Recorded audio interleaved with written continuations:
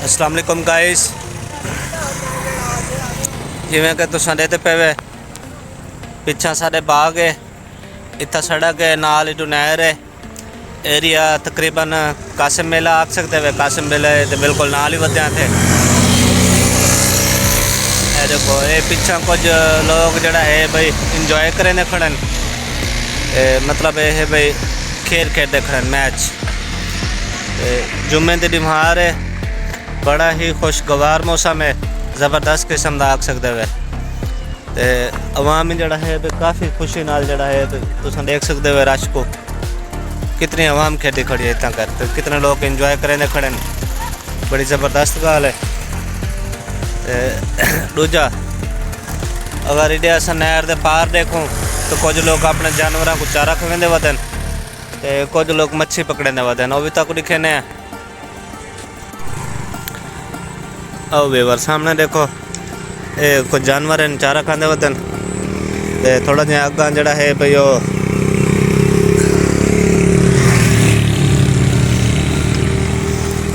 अस्सलाम वालेकुम, क्या हाल है सर? ये क्या बनाए वदे वे?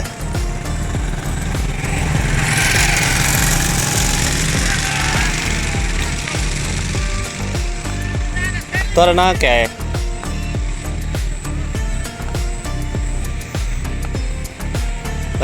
आप जानो फील में करवेंदा पिया। तो कुछ लोग कितना कर मछली पकड़े वदन, ये देखो सामने उन्होंने मोटरसाइकिल खड़े ते तले मछली पकड़ने वदन, वो भी तो दिखे ने शायद अग्गा जुलते हैं तो दिखे ने।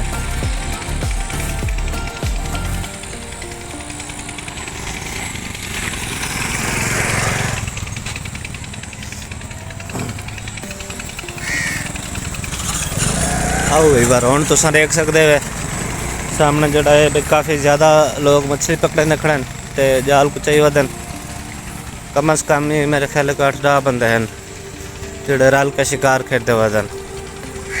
देखो क्योंकि नहर पानी बिल्कुल ख़त्म है, तो अवाम जड़ा है बे अवाम की दुबई लगी पई है।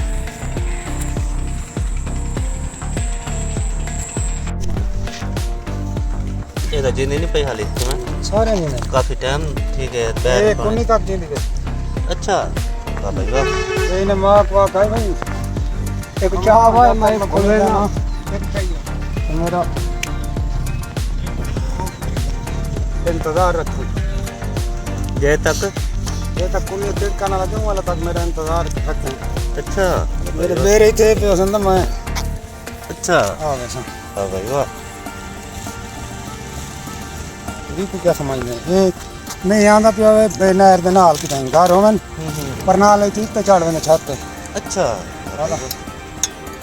कल में को दे यार एक नंबर ए है केड़ी नस्ल दी मच्छी?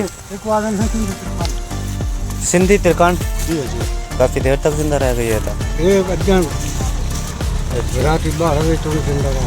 अच्छा ये वाल पानी छोड़ झाड़े रखी रहा घर वन के पानी छोड़ वाल वदीरा से वदीरा से वाह भाई वाह। मेरा मोबाइल ना कितने दिन थे गने को ब्याह को?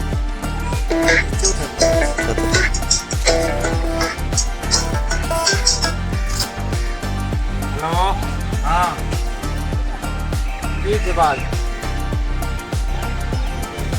ऑन तो ना बैठा है यार ना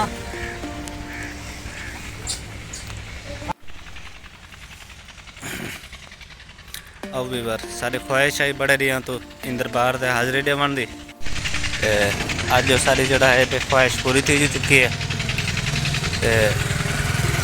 पिछा मंझ तो तुसा डिठी हो सी इतना कर लोग जेड़े मतलब डंगर नहीं मिलते या मतलब खेत नहीं डुबेंदे देंदे पहले बारे तो उन्होंने को लोग खेलना ने इतना कर आके मतलब डूहे ने, तो इतना कर आने ही डंगर मिल वेंदे वे। इन्हें पेड़ की खासियत है यही क्या क्या खासियत है उनकी सब कोई खास मालूमात तो नहीं मिली, पर ले है भाई कहीं को घिरने हैं उमें ही मालूमात तो आपको देने हैं। दूजे नंबर दे इतना कर मतलब कोई भी अपना जानवर घेरना वे इतना आके डूबे आसानी नाल जड़ा है भाई जानवर मिल वैसी मतलब खीर देसी। तो ये लाले भी जड़ा है मंझ तुसा डिठी काफ़ी खूबसूरत मंझ आई, ते हई पैलन छोट ते ये जड़ा है भाई खीर नहीं देंदी। हुण तुसां डिठे भाई फल उतां कर मतलब खीर पींदा खड़ा है ते ये मतलब ये भाई आसानी नाल इत्थां आके मिल गई है। ते दूजे नंबर ते इत्थां कर जड़ा है भाई ये जिमें डोसी डोए के खीर को इत्थां ही वंडाई वैसन ते अच्छी गाल है।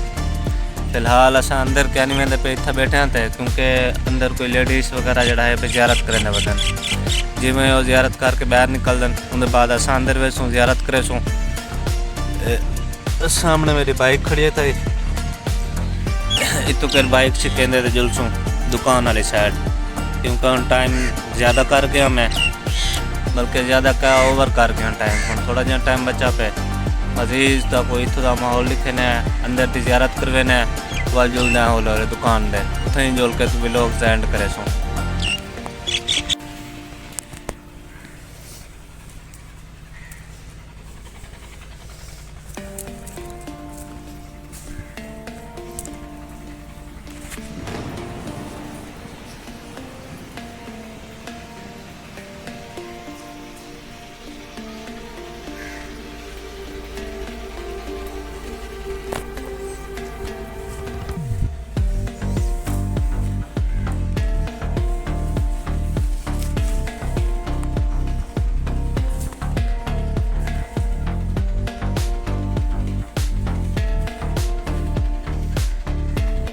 जी जी काम तो नहीं पेंदे ना जी जी वाकई सही सही।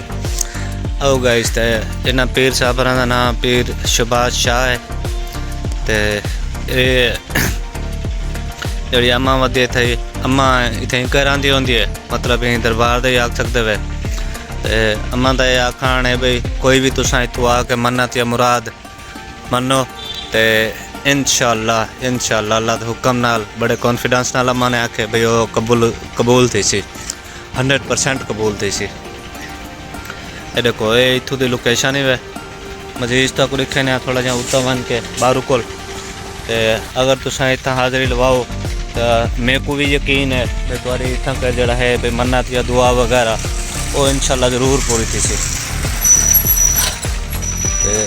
ये देखो ये इत्थों का नज़ारा ही वे सारा जड़ा तुसां देख ही चुके हुए। ये देखो ये मंजे ते जड़ी के इत्थां आके खीर इन्हें दे दिते ते बाइक ते असां बिल्कुल नाल आ गए उत्ते आ गए। आओ भाई तो असां इन टाइम मैं डिसाइड की खड़ा भाई हुण सब जुलना चाहिए आहिस्ता आहिस्ता दुकान वाली साइड दुकान का जुल के आज तो जोड़ा है तो मेरा दिल लाते भी मैं ये देखो इनकी हालत काफ़ी ख़राब थी मेरी बाइक की तो मैं चाहना कोई थोड़ा जहा को लानत बुझा भी करा एक मतलब मैं कोई लानत बुझा करना चाहना नाले है भी कोई कपड़ा शपड़ा या इन हाथ फेरा क्योंकि इनकी हालत काफ़ी ज़्यादा ख़राब थी होती है। खैर हुण असां कोशिश करें इतों जुलते हैं जुल के ही पहले कोई चाय शाह पीसूँ उसके बाद कोई थोड़ा जहा काम शाम करके वाल जिमें थोड़ा जहा मतलब बंधारा थी सी वाली को साथ लेसूँ। सुनाओ क्या बनी? अच्छा लेट थी के वे सही सवेरे वाला सो सही सही।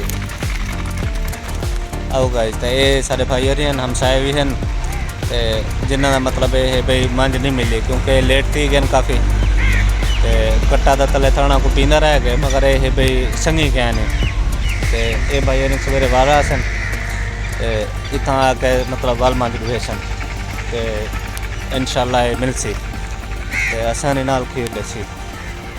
खैर हुण सा को जुलना चाहिए दुकान से मजीद उत्थे पहुँच के वाल वीडियो का एंड करें। जी गाइस तो तुम देख सकते हो अस पहुँच चुके हैं दुकान से बाइक मेरी थी इतों में हालत देख के नो काफ़ी ख़राब है।